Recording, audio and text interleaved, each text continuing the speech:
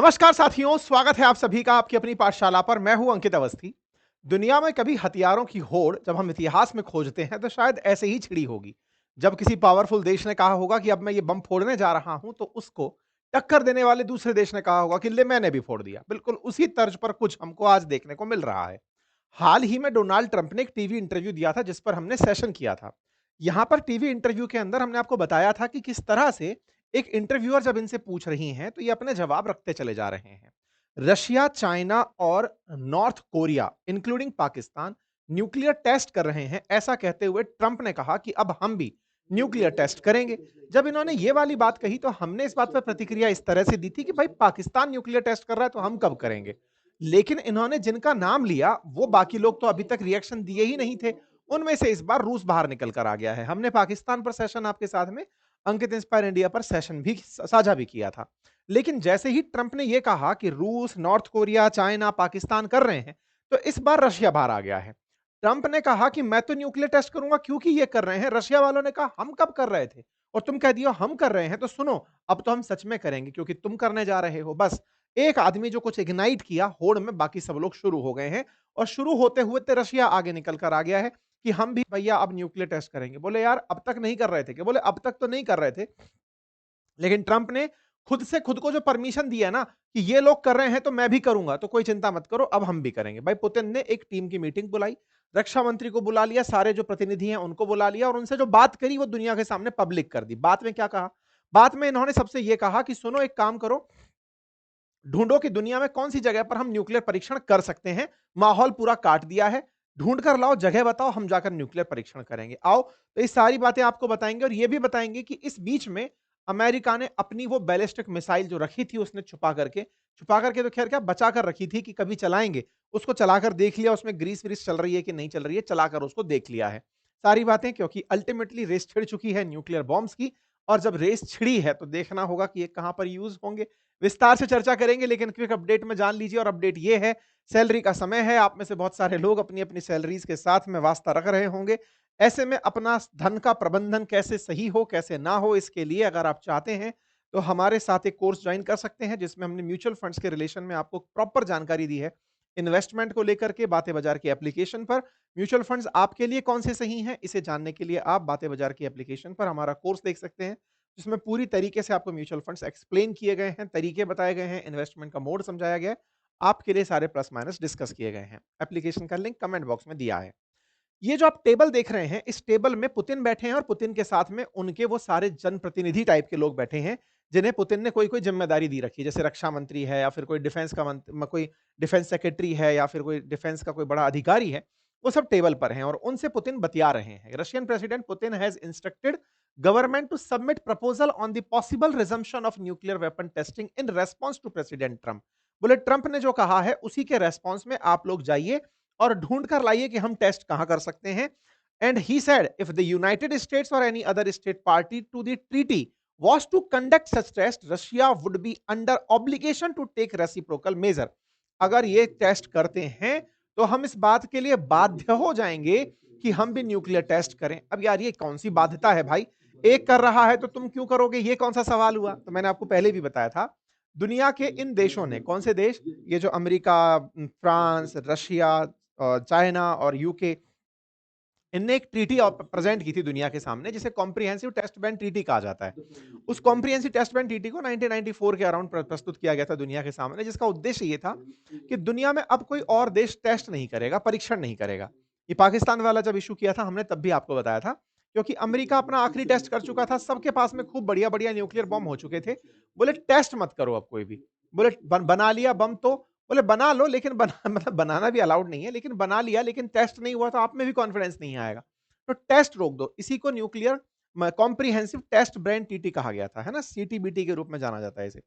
तो इसी बात को लेकर पुतिन कह रहे हैं कि हम तो तब से लेकर आज तक पिछले 30 साल से मानते आ रहे हैं उस बात को कि न्यूक्लियर टेस्ट नहीं करना है, नहीं करना है, नहीं करना है। लेकिन ट्रंप हाल ही में बोल दिए हैं कि हम न्यूक्लियर टेस्ट करेंगे, क्योंकि हमारा नाम लेकर के उन्होंने टेस्ट की खुद को इजाजत दे दी।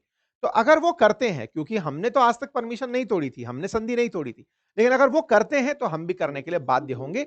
ये कहते हुए पुतिन ने अपनी टीम से कहा कि जाओ और ढूंढ कर लाओ कि कहां हम टेस्ट कर सकते हैं। ये एक कदम और आगे निकल गए कि ढूंढो हम कहां पर कर सकते हैं। अमेरिका आखिरी बार 1992 में किया था, हम भी उसी क्रोनोलॉजी में आगे बढ़ेंगे। तो इन्होंने अपना ये काम दिया इनके रक्षा मंत्री आंद्री बेलोउसाव को। पुतिन ने जानकारी देते हुए कहा कि बताओ भाई, परमाणु ताकत वो बढ़ा रहा है, हम कहां चले? तो भाई साहब ने जवाब दिया कि सर, रूस के पास में नोवाया जेमलिया नामक एक जगह है आर्कटिक क्षेत्र में, वहां चल के हम टेस्ट कर सकते हैं अगर आप पसंद करें तो। अब ये नोवाया जेलानिया करके जगह भी बता दी गई। अब ये जगह कहां है? तो साहब ये रही नोवाया जेमलिया। नोवाया जेमलिया असल में आर्कटिक में, यानी कि ग्लोब को अगर देखोगे तो एकदम उत्तर में जाकर के जहां एकदम बर्फ जमी पड़ी है, वहां पर एक आइलैंड है आइसोलेटेड। बोले सर वहां चल के परीक्षण कर सकते हैं। मैप पर मैं अगर आपको दिखाऊं तो देखो, रूस से एकदम उत्तर की तरफ जब चल रहे हो तो नोवालिया जेमेलिया दिख रहा है। अगर रूस को ऐसे देखते हो तो बिल्कुल अलग से पड़ा हुआ एक आइलैंड है, पूरे समय बर्फ से ढका रहता है। एक तरफ कारा सी पूर्व में, पश्चिम में बेरेंट सी के साथ में ये डला हुआ है। बोले सर यहां चल सकते हैं परीक्षण करने में, हम इसको तुरंत तैयार कर देंगे न्यूक्लियर साइट के रूप में। ऐसा क्या करोगे? न्यूक्लियर साइट के लिए ड्रिल करना होता है ना, क्योंकि आपको खोले में कर दिया तो खुद को परेशानियां हो सकती हैं। तो ड्रिल करके आप अंदर गहराई में करोगे, एकदम आइसोलेटेड जगह है जहां जाकर आप परीक्षण कर सकते हो। तो साहब नोवालिया जेमेलिया अचानक तुरंत दुनिया की मीडिया के अंदर आने लग गया कि भाई नोवालिया जेमेलिया के अंदर परीक्षण होंगे, परीक्षण होंगे, परीक्षण होंगे। कोई बात नहीं। न्यूक्लियर टेस्ट की साइट्स जब तलाशी गई, जैसे भारत के अंदर पोखरण में टेस्ट होता है, ऐसे ही चाइना के अंदर है, और सोवियत रूस जब हुआ करता था कजाकिस्तान में टेस्ट होता था, या फिर एकदम उत्तर में नोवालिया जेमेलिया में हुआ करता था। तो ये सारे के सारे वो टेस्ट एरिया हैं। जनरली दुनिया के देशों ने मेनलैंड से ज्यादा जो आइलैंड एरिया है, जिनका कोई फर्क ना पड़े किसी को, वहां जाकर के न्यूक्लियर टेस्ट किए हैं। सुदूर डेजर्ट में जाके किए हैं, जैसे ऑस्ट्रेलिया के डेजर्ट्स में कर लिया गया टेस्ट, ताकि आम जन को उसकी रेडियो एक्टिविटी का असर ना पड़े। तो इन्होंने नोवालिया जेमेलिया का नाम निकाल दिया कि सर वहां टेस्ट कर सकते हैं। ऐसा क्यों हुआ अचानक? क्योंकि ताजा ताजा ट्रंप महोदय बाहर आए थे, जिन्होंने अपनी बैलिस्टिक मिसाइलों को बाहर निकाला था। हुआ क्या था? जब ट्रंप ने आरोप लगाया ना कि रशिया, चाइना, नॉर्थ कोरिया और पाकिस्तान ऐसा टेस्ट कर रहे हैं, तो ट्रंप असल में इग्नाइट किस बात से हुए थे? क्योंकि रूस ने दो बड़े वेपन टेस्ट किए थे, जिसके बारे में मैंने आपको बताया था। एक का नाम था बुरेवेस्निक और दूसरे का नाम था पोजाइडन। आपको ध्यान होगा, रशिया के द्वारा हाल ही में एक तो ऐसी मिसाइल बनाई गई है जो क्रूज मिसाइल है और अनलिमिटेड किलोमीटर तक उड़ सकती है, क्योंकि उस मिसाइल में ही न्यूक्लियर रिएक्टर लगा दिया है। मतलब मिनी न्यूक्लियर रिएक्टर, फ्यूल के लिए न्यूक्लियर फ्यूल यूज किया है, आप ऐसे समझिए। दूसरा, उन्होंने एक ऐसा टॉर्पिडो बनाया है जो सबमरीन के रूप में चलेगा, समुद्री ड्रोन बनाया है जिसका नाम पोजाइडन है, जिसके अंदर भी ऐसा सिस्टम लगा हुआ है कि उसको भी रेंज अनलिमिटेड टाइप की मिल गई, कहीं भी गुप्त रूप से जाकर के फट के आ सकता है। इन दोनों ने वेपन्स की एक नई सीरीज शुरू कर दी है। मतलब अमेरिका की नींदें हराम हो गई कि यार कोई ऐसी मिसाइल कैसे बना सकता है कि चला के छोड़ दी, जब तक लक्ष्य नहीं मिल जाएगा उड़ती रहेगी। दूसरी तरफ चलाकर छोड़ दिया गया है एक और ड्रोन को, समुद्र के अंदर तैरेगा। मतलब ड्रोन है, उड़ना चाहिए, लेकिन वो तैरने वाला बना दिया है, तैरेगा और जब तक लक्ष्य नहीं मिल जाएगा तैरता रहेगा। इन्होंने तो क्रांति ला दी। ट्रंप झटपटा गए थे इस बात से, और जब शी जिनपिंग से मिलने गए थे उस समय एकदम बौखला गए, तुरंत बोल दिए कि जाओ जाओ हम भी टेस्ट करेंगे। और दूसरा फिर ये क्या किए ट्रंप महोदय, ये अपनी एक मिसाइल निकाल लाए और मिसाइल चलवा दिए। इसकी न्यूज निकल कर आती है वेंडनबर्ग स्पेस फोर्स बेस से। जैसे ना अमेरिका ने अपना डिपार्टमेंट ऑफ डिफेंस की जगह डिपार्टमेंट ऑफ वॉर बना रखा है, ऐसे ही space force and nuclear force बना रखी है। मतलब ये नेक्स्ट लेवल पर रहते हैं हमेशा। तो ऐसे में ये लिख कहते हैं कि हमने अपनी एक मिनट मैन करके मिसाइल है, उसका परीक्षण किया है। तो साहब इन्होंने अपनी एक मिसाइल चला दी जिसका नाम मिनट मैन है, और वो मिनट मैन मिसाइल जो चलाई है इन्होंने, वो स्पेस फोर्स बेस के द्वारा चलाई गई। और ये पहले 21 मई को चलाई गई थी, लेकिन कल फिर से एक बार चलाई इन्होंने। ये जो मिनट मैन बेस करके मिसाइल है, ये अंतरिक्ष में 13,000 किलोमीटर तक उड़ सकती है, और ये इनका न्यूक्लियर वॉर हेड है असल में। तो वेंडनबर्ग स्पेस फोर्स स्टेशन से इस मिसाइल को चलाया गया। इसका उपयोग कोल्ड वॉर के दौरान किया गया था, यानी कि उस समय बनाया गया था कि यदि न्यूक्लियर बम यूज करना हो तो ये मिनटमैन नाम की जो मिसाइल है इसका हम उपयोग करेंगे। तो यहां पर आप देख सकते हैं, unarmed Minuteman third test launch validate reliability and accuracy ICBM force. इन्होंने एक इंटरकॉन्टिनेंटल बैलिस्टिक मिसाइल चलाई अमेरिका वालों ने, मिनटमैन के नाम से, जो हेडलाइन बन गई। अब ये आईसीबीएम क्या होता है? देखिए, जैसे भारत ना एक कॉन्टिनेंट में है जिसका नाम एशिया है, ऐसे साउथ अफ्रीका अफ्रीकी कॉन्टिनेंट में है, जैसे यूके यूरोप नामक कॉन्टिनेंट में है, ऐसे दुनिया के 7 बड़े कॉन्टिनेंट हैं। तो एक कॉन्टिनेंट से दूसरे कॉन्टिनेंट में जो पार कर जाए या मार कर जाए, उसे आईसीबीएम कहते हैं। जनरली ऐसी मिसाइलें जो इंटर कॉन्टिनेंटल बैलिस्टिक मिसाइलें होती हैं, ये सामान्यतः 5000 किलोमीटर से दूर जाकर के मार कर सकती हैं।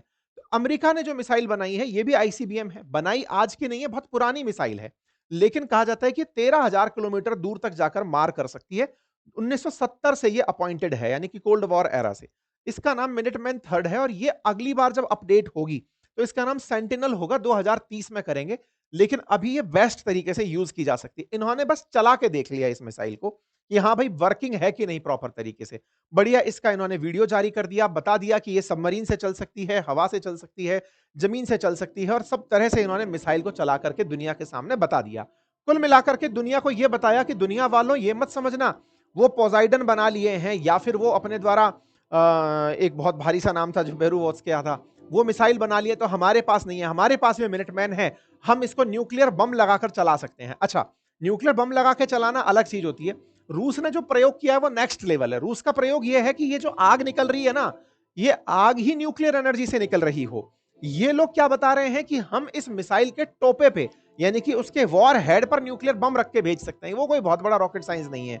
रॉकेट साइंस जो बड़ा है वो ये कि ये जो फ्यूल बर्न हो रहा है, ये बर्न हो ही ना, ये इसकी जगह न्यूक्लियर एनर्जी हो, इस तरह के सीन ही ना आए, वो काम बड़ा काम कंसीडर किया जाता है। ठीक है, बट कोई बात नहीं साहब, इन्होंने अपनी कैपेबिलिटीज दुनिया के सामने रख दी। कहा कि 15,000 माइल प्रति घंटे की रफ्तार से हमारी मिसाइल उड़ सकती है और ये दूर तक जाकर मार कर सकती है। फिर सबकी जानकारी जुटाई गई कि भाई इनके पास ऐसा है तो कितनी संख्या है ऐसी। बोले साहब इनके पास में 400 मिनटमैन मिसाइलें हैं जिनका यूज किया जा सकता है। ऐसे अगर आपको आंकड़ा दिया जाए तो रशिया के पास में 286 इंटरकॉन्टिनेंटल बैलिस्टिक मिसाइल हैं।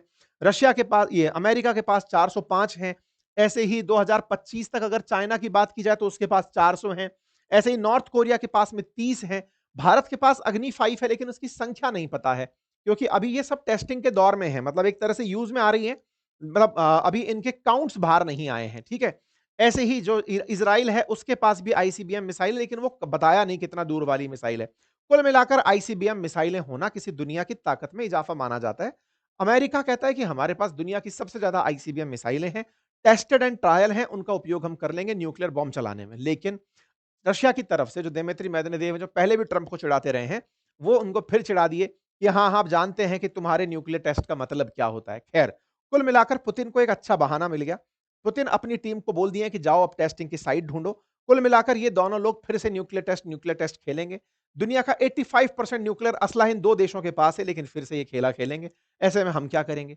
हमारे पास भी बताया जाता है कि 180 न्यूक्लियर बॉम्ब्स हैं। भारत को भी चाहिए कि ऐसी होड़ में अपना भी पत्ता साफ कर ले।